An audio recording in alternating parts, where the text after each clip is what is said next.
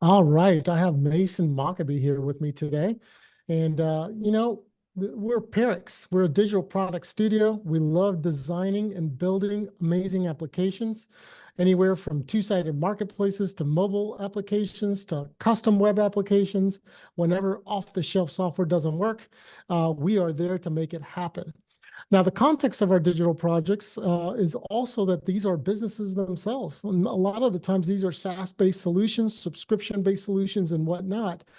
So it takes a certain kind of team to put all that together. And with a lot of the research that we've done, and the reason we're here today with this webinar series, it's all about the Five Club.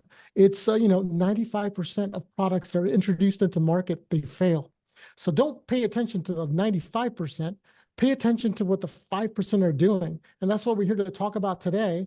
And our theme for the day is actionable roadmaps. So Mason, let's start out with some simple basics here to share and whatnot. The pain, you've been involved in a lot of projects, as have I. And one of the things that we get into is the beginning of the project. Everyone's super excited. But as the project moves forward, uh, people tend to go into the motions. They just go through the motions, and it's so easy to lose sight of what were we doing? Why are we doing what we're doing? And we find out that a lot of times the proper R&D was not done. So share a little bit about that because that's one of the main points we're going to cover today. Yeah, no, I think that's totally true. When you start a project, it's easy to kind of fall in love with that end solution. Everyone's all excited because that's why you're starting this journey, right? You're wanting to build something cool. But a lot of times, if you're not doing your due diligence and putting in the proper milestones, it's easy to kind of start feeling defeated as you go along because maybe you haven't defined the critical paths to launch your product. Because we all know that it happens in stages. You don't just work on something and have a completely finished product out of the gate, right? There's going to be iterations, there's research that has to be done, depending on your type of product, data sources, things like that. So there's a lot of gotchas out there, and trying to identify those and solve them one at a time in a methodical way is key. If we boil down kind of pain points in two kind of frame references, one can be it's hard to lose sight of strategy, right? I mean, these products have to be Yeah. very strategic for them to be successful. So that's kind of on one side.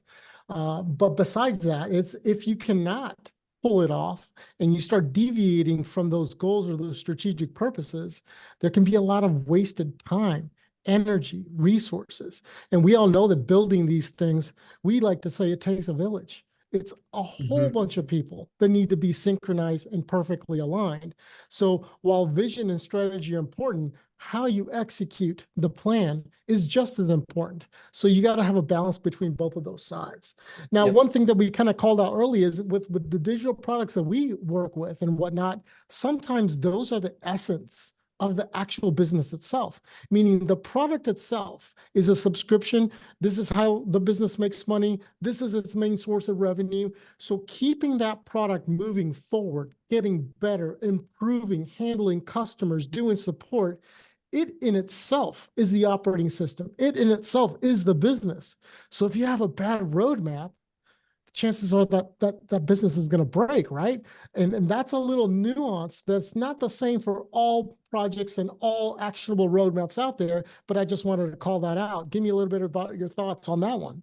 Yeah, no, that's true, especially in the startup space. When founders are putting in their own money or they're going through a friends and family round, um, if they're solely just kind of focused on the end result and they're not doing their due diligence, an error, for instance, let's say the data source that they need for their platform isn't available or doesn't give them what they need, and they find that out towards the end of the project, or even halfway through the project, but they've spent time on a solution that requires it. Now they have to pivot. They run the risk of running out money and not finishing the platform or digital product that they're building. So there's a lot of risks there. So kind of working backwards, right? I don't know, you talk a lot about that, Cesar. But it's really true. It's you kind of have to work backwards and what do we need for this? What do we need for this? And how do we accomplish that? I think what you're talking about is two things. Earlier, you said diligence, which is super important, right? But it's about understanding outcomes and building a roadmap that points you towards that outcome. But if you haven't done your homework and you haven't done enough research and you don't really know how you're going to be able to pull this off, it's really hard to define clear outcomes for a team to huddle around and follow you. So those are all excellent points. So there you go. We kind of gave you a little bit of the pain points that our target audience and our listeners are kind of feeling. This is a big piece to get started, right? But let's share some stories and some experiences. I mean, one of the things that we do around here, and I've been doing for several companies, is the EOS model, where you do kind of quarterly planning and whatnot. And I wanted to share that experience because one of the things that I've found out with a lot of companies that do EOS is they have a challenge on overcommitting. Meaning every time you have that quarterly plan, okay, what's the rocks? What are we going to accomplish this quarter, right? In order for us to make sure that we can accomplish the next quarter and the next quarter to tie it into the end year goals, right? But when you're stating your rocks for the quarter, it's so easy to go, we're going to get all of this done. Everyone's on track. And then right at the end of the quarter, everyone starts raising their hand like, we overcommitted. We said we were going to do too much.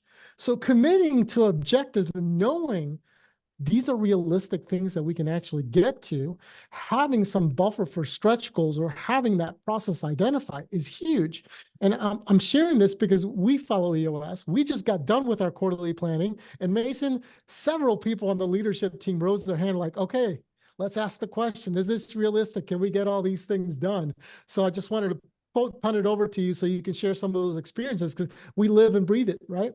Yeah. The thing that comes to mind, I think is a good example for us internally is the new Perix brand and marketing website, right? Cesar, I know we've talked about where we want this site to be in a year from now, and we know what we want it to look like and the content that's on there, but we know that we have to set objectives that are realistic. So for the first quarter of this year, we set it out of launching the new brand with a limited number of collateral assets and a one-page website. That's just the minimum. And for the second quarter that we just wrapped up, or I'm sorry, second quarter we're just starting, we're having an expanded website and we're going to continue to iterate on it. So we have a roadmap with milestones and goals that are achievable every 90 days. Yeah, definitely. Our challenge is obviously we got to grow our business, and as much as we like building our website, we got other websites and other applications and client stuff to do, but we can't fall behind the scenes, right? Right. And at the end of the day, we do know where we want to get to. I think we've just put a good emphasis on, you know what? We just need to make progress, and we need to be better today than we were yesterday, and we just got to keep on building and moving forward. So our success is predicated for our website and our branding based on momentum and Mhm. keeping a strong momentum as opposed to we're going to get there one day and call it done. Because guess what? Certain initiatives are just never done. So you Yeah. might as well have the philosophy of improvement and progress all the time. Before this recording, one of the things we were sitting around talking about is, sometimes we have these visionaries, these CEOs and whatnot that have this amazing idea. And it is amazing. But it comes with a lot of stuff. Just because a visionary has that vision does not mean that they can break that vision down and think about how to execute it. That takes a different kind of skill, a different kind of talent. Not to say that you can be a visionary and someone that can be an integrator or someone who's very process driven. But we wanted to share that story, and that's something that you brought up. So I'm going to give that back to you so you can open that one up. Yeah, there's we see that a lot with founders, and I think what I really liked about your blog was an actionable roadmap. What came to mind, we had a founder that years ago we were working with, had a really interesting concept and idea. It was a way for people to kind of connect together, kind of a networking like platform, but tying in physical spaces as well. And he probably had 3 or 4 like kind of separate products he wanted to roll into one, and had a lot of kind of high level vision binder that he had. But at the end of the day, like I think it was hard for him to, you know, start with what am I going to start with, that feature A, that feature B, and move forward to build his ultimate vision. There was a lot of details there. And getting that actionable roadmap was, something we were working with him on. I'm going to throw a little bit of UX because you are our UX UI director here. So I'm going to kind of thread the needle here a little bit. It's great to have features, but we need to validate those features to make sure that they're important enough Yeah. to drive value so customers will pay for the said features that we're building. Hmm. So there is an act of empathizing. There is an act of, is this what our customers are going to want? So, and I'm just bringing that up because, a part of a roadmap is you need to validate some of this stuff. So we can't just build an actionable roadmap in a silo, meaning this lives inside and breathes inside a silo of just a production team. We need to get Yeah. that village and extend out to the stakeholders, obviously the investors, but we got to bring customers in.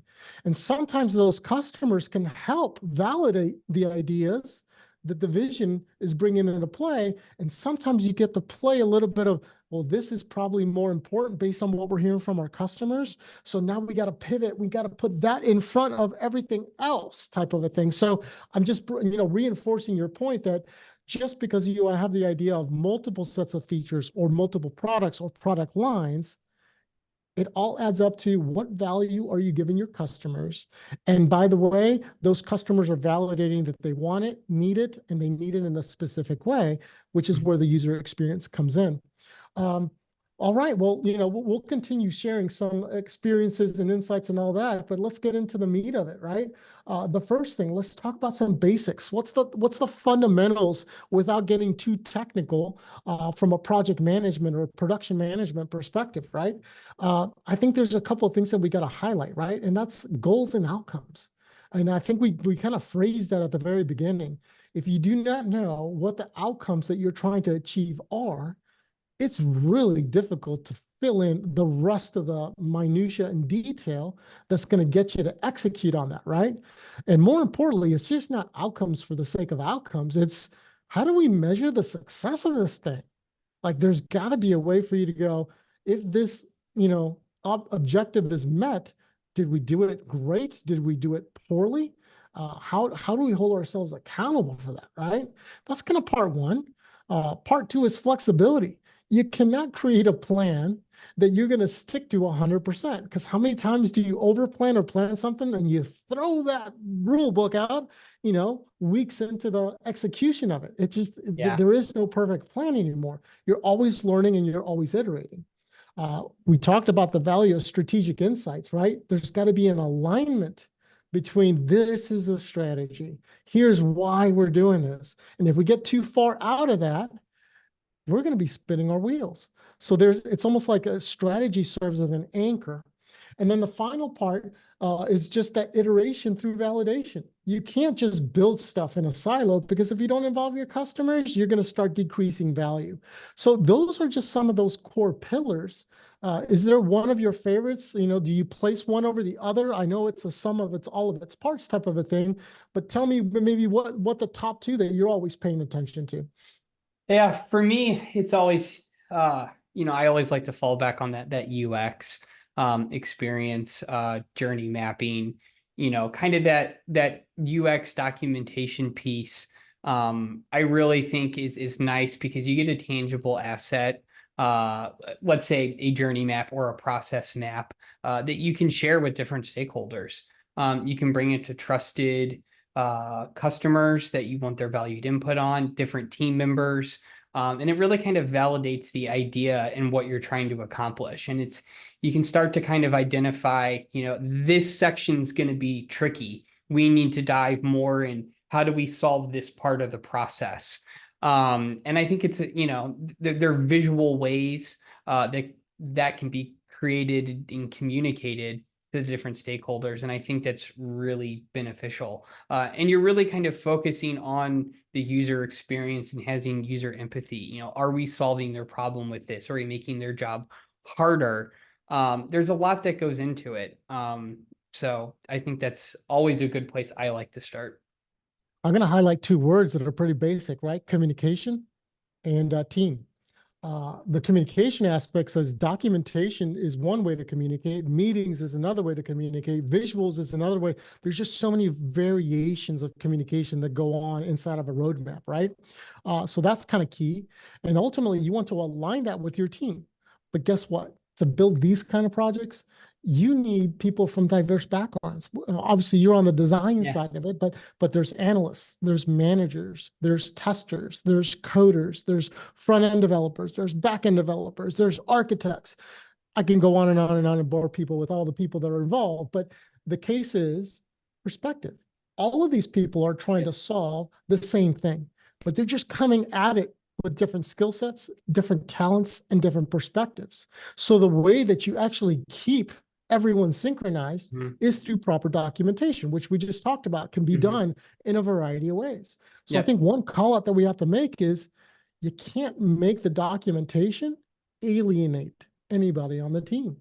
Yeah. And maybe that's an aha moment. And we'll get into that a little bit later. But one of the things that I know we try to share is any documentation that is available needs to be fair and equitable across any stakeholder, any person involved. For example, if a coder has amazing documentation, but it's super technical, only developers are going to be able to understand that perspective. But everybody else is going to be like, what does that mean? I don't even know what that means, right? So we want that to be fair, but it goes back to what you're talking about.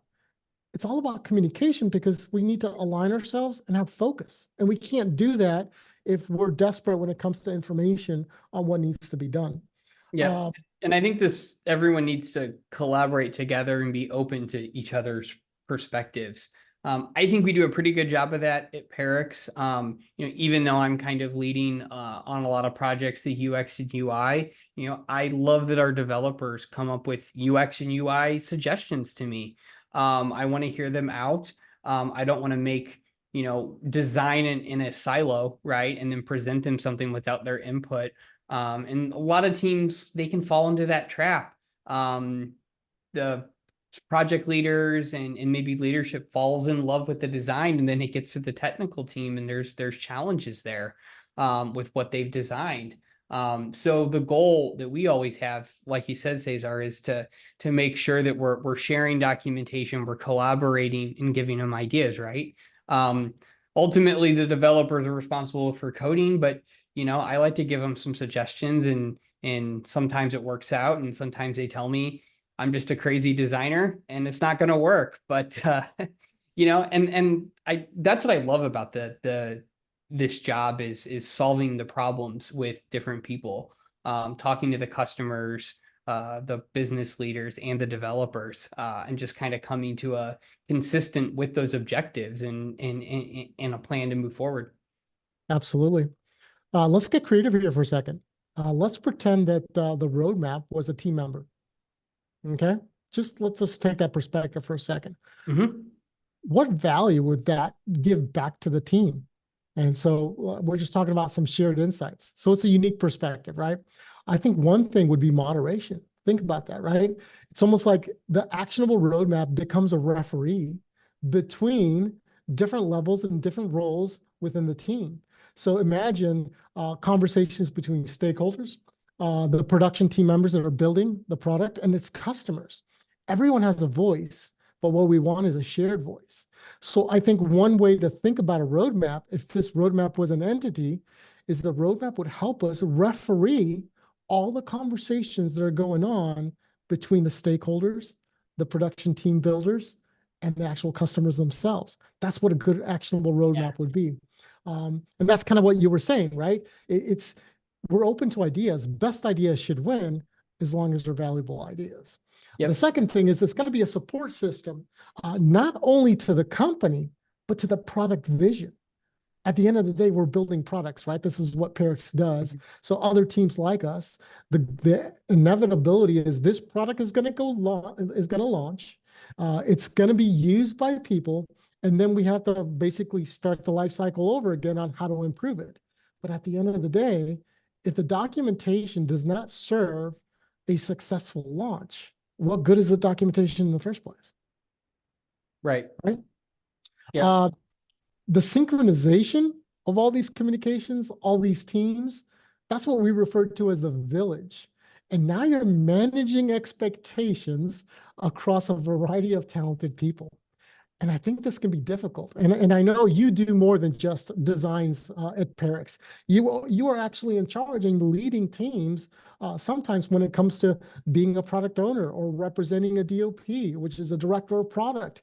And you are the liaison between customers and obviously the company that we're building the product for. Share some of those insights beyond just a designer and how challenging it can be to align all these type A personalities that are really, really good at what they do, but you can't keep them in silos and you got to share all these perspectives. Yeah, no, it definitely makes my days go quicker. Working with all different people and kind of organizing their thoughts and dreams and visions and requirements. One of our big projects that I'm leading now has a lot of different stakeholders. It's a large corporation with a lot of different business units. They have a lot that needs to go on, and the platform we're building is being pulled on in a lot of directions. What's exciting about it is everyone is invested in it, and they want to they want to get the value that they can out of the platform. But there's definitely that kind of that pushback, right? Of, I got all your requirements. How does it fit within the roadmap? Because we're limited on time and resources. So it's kind of that puzzle piece. But it's really just kind of hearing people out, I would say, with empathy, understanding what their pain points are, what they'd like to see the solution is, and you know, letting them know that you can't exactly commit to implementing that solution immediately, but it's going to be on the roadmap, right? And we're going to document it with the objectives, and we're going to make it actionable, right? And I think people really respond to that pretty well. Even if you're telling them some bad news that your feature is going to wait another quarter, but here's why, but we hear you, and here are the objectives, and here's where it's falling. They're usually pretty accepting of that. And you earn a lot of trust that way. And I think it just helps the platform grow, and they can be an ally for you later in building the product. You're getting that investment from them.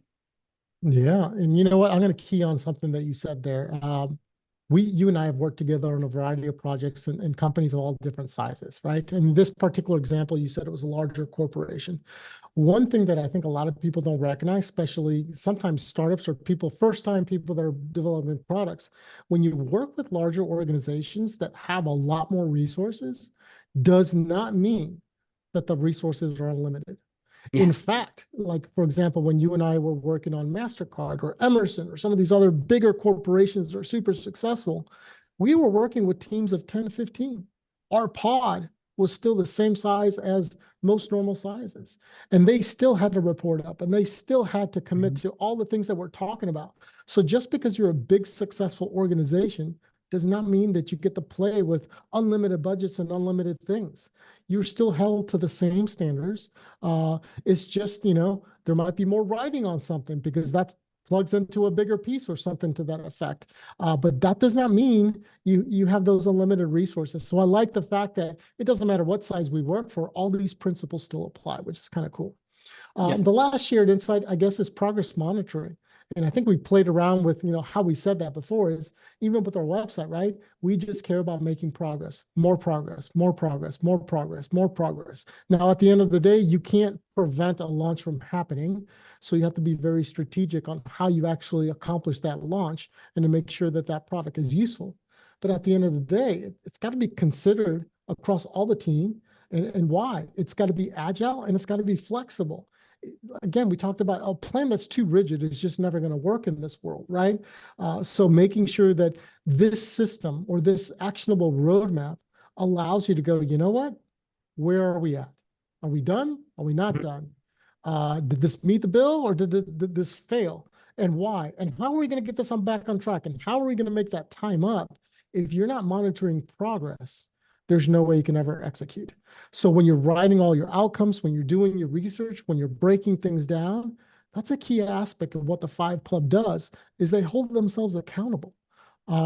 So let's break into some aha moments. These are just little nuggets and little things that I think we prepared for this conversation. And I'll start with planning in the beginning is easier. We talked about that, right?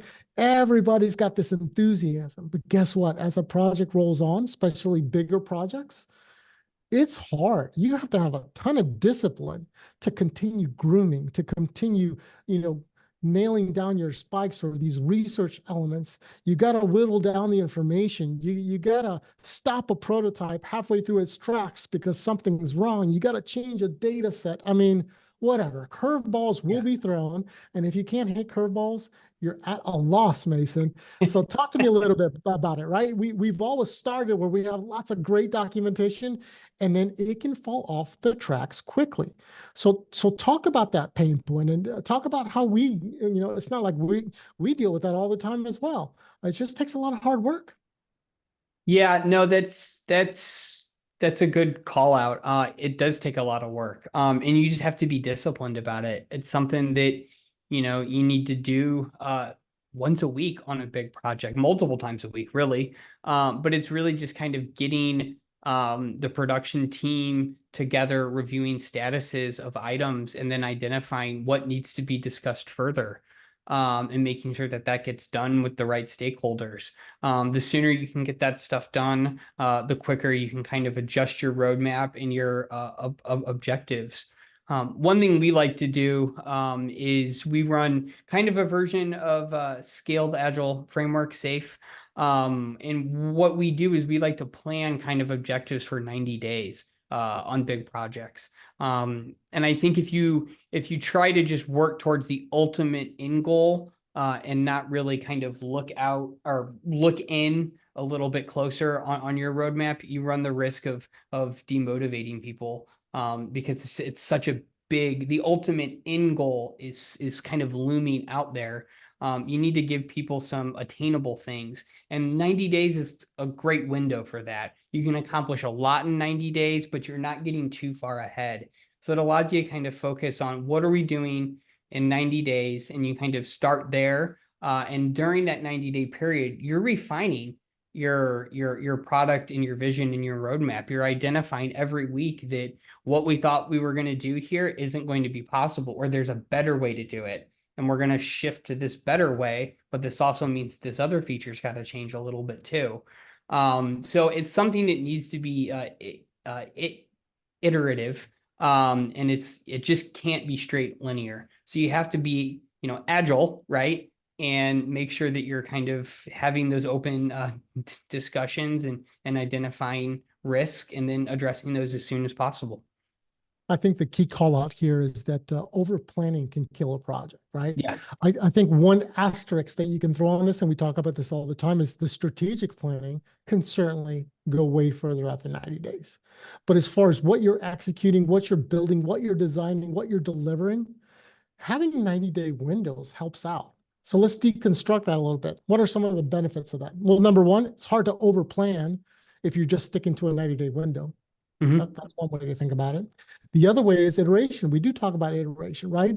Releasing a big thing or a good chunk of code. Obviously, we do 2-week sprints, right? But as far as main big features or a big release, if you stop yourselves at 90 days, it's hard for you to not have the opportunity to validate because you're going to have 4 major checkpoints a year when you're actually upgrading stuff, right? So that is a nice built-in project.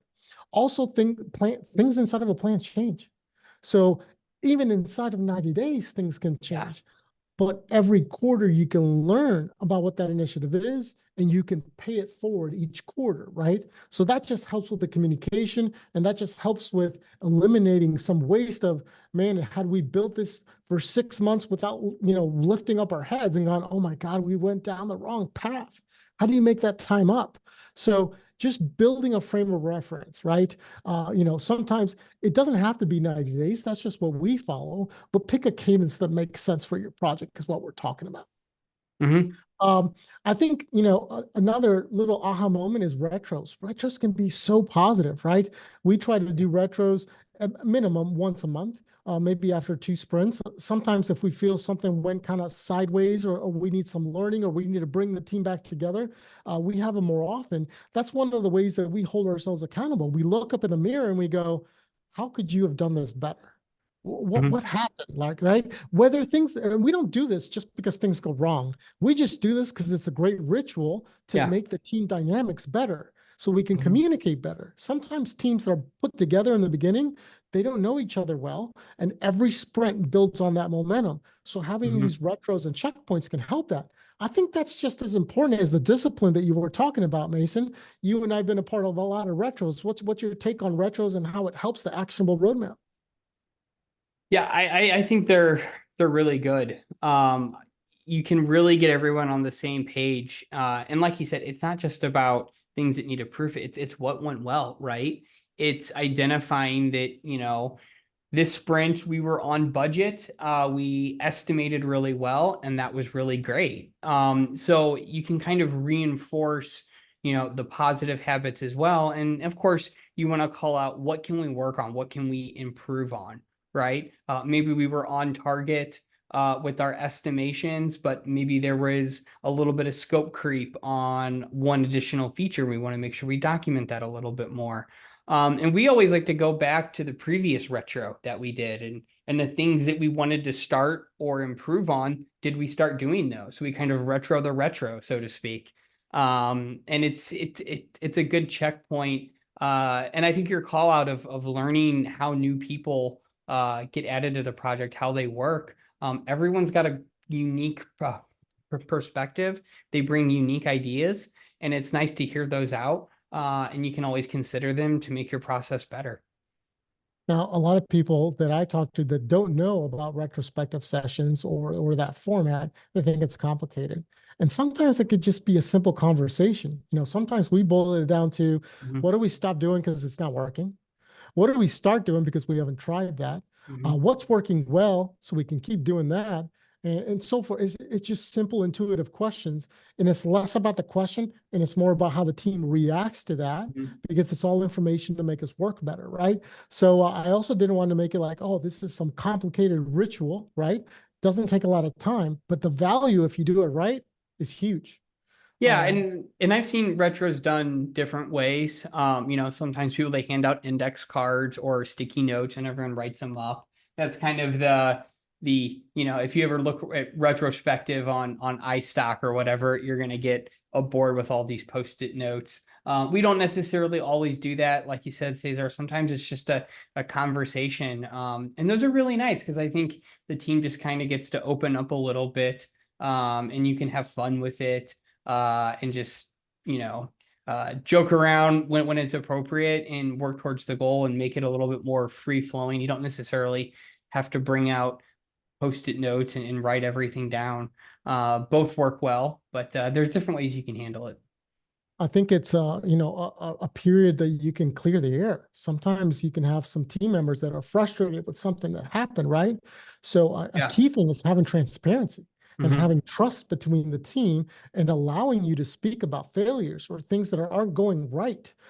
Sometimes, if you have a team that, nope, we're not going to talk about anything negative, everything's got to be positive or else be quiet, Mhm. that's not healthy. Yeah. That makes things boil over and whatnot. So, And by having, sometimes. yeah, it's actually by having it as a scheduled thing, I think it also allows people to like know that they have a place to bring these topics up and it just doesn't boil, right? If there's no retro and they're unhappy with the process thing, they maybe don't know when the right time to bring it up, and maybe it festers and it comes out at an inappropriate moment when it's not helpful, right? So you want to make sure that you are kind of having a dedicated time of, we're gonna, work on improvement here. We're gonna talk about what's going well, what's not going well, and this is the dedicated time. And everyone come with an open mind, and it works pretty well, really well, actually. Yeah. The best analogy I can give to start wrapping up this topic is, let's say we're race directors and we're managing a Formula One race. The goal is for that race to be going around the track and those cars to be going over 200 miles an hour all the time. But guess what? We know that doesn't happen, right? Even in the race, sometimes things happen, accidents happen, things happen and we have to slow down. I think what a good actionable roadmap does, it's acting like a race director. If the documentation is good, if the strategy is being done, if all the teams are working together to execute what they need to do in the right fashion and in the right way, you're doing your cleanups as quickly as you can, and you're getting those cars back to normal speed as fast as you can so everyone can enjoy the race.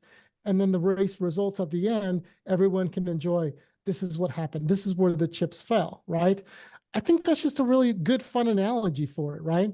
But let's Yeah. do a little recap here, right? Again, why are we here?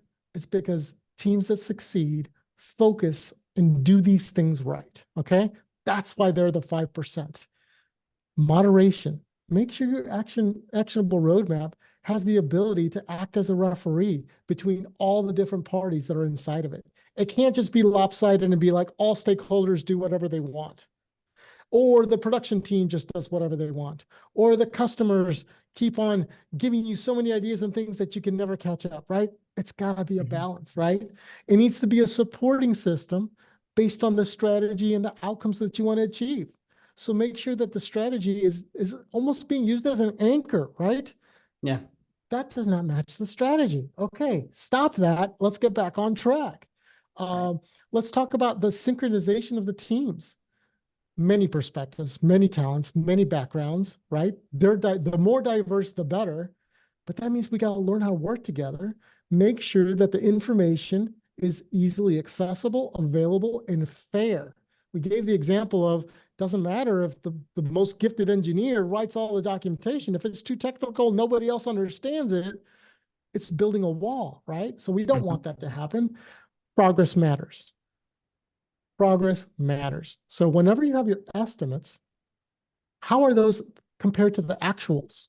Are you on track or are you off track? You got to hold yourself accountable, right? Mhm. And break things down. It's going to help everybody when you break things down, simple context or simpler context, better estimates, better way to actually show, is this what you were talking about? Okay, get it back on track. Yes, this is what I want. Okay, go validate it.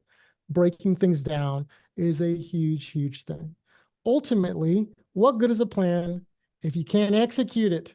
So focus on committed objectives. Don't overcommit yourself. Be realistic. And if you want to go for it, call them stretch goals. Do whatever you need to do. All of these kinds of things, that's what the top 5% of product teams do. So we're going to continue doing those, and we're going to continue educating people around us to please do them. Mason, it's been a hell of a conversation. Thank you so much for joining me. I hope that you join me on many more, You and we'll be did. back at it next time with some more topics. So thank you very much, everybody. Thanks, Cesar. Thanks, everyone.